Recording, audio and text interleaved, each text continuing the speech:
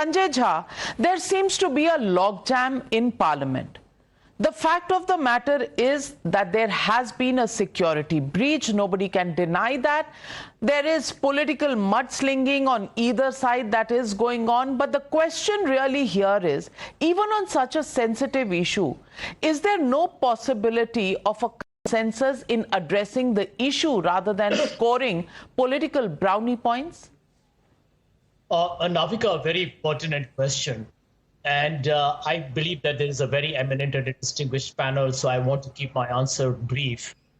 The government has said that all these four people have UAPA charges on them. And we all know these are very serious charges. And then at the same time, it says the opposition should not politicize them. I mean, I find that as a bizarre contradiction.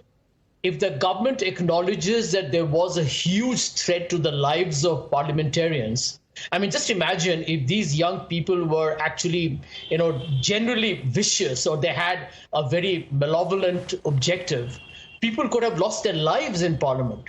So I think it's a very legitimate question, and they could have been from any party. So the issue of the opposition is legitimate. Now, if the government has UAPA charges on these four people, and if the opposition is asking, please give a statement in parliament as to how did this security breach happen, I mean, I really don't understand why is the BJP stonewalling it. It doesn't make any sense at all.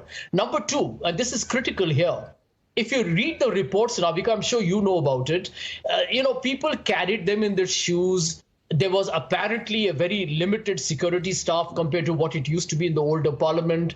There is a BJP MP who gave, the kind of go ahead for these people to get in.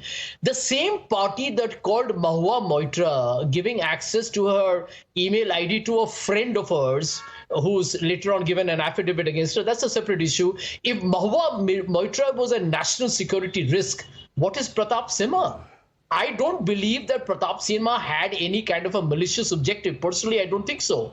But, what's sauce for the goose is sauce for the gander.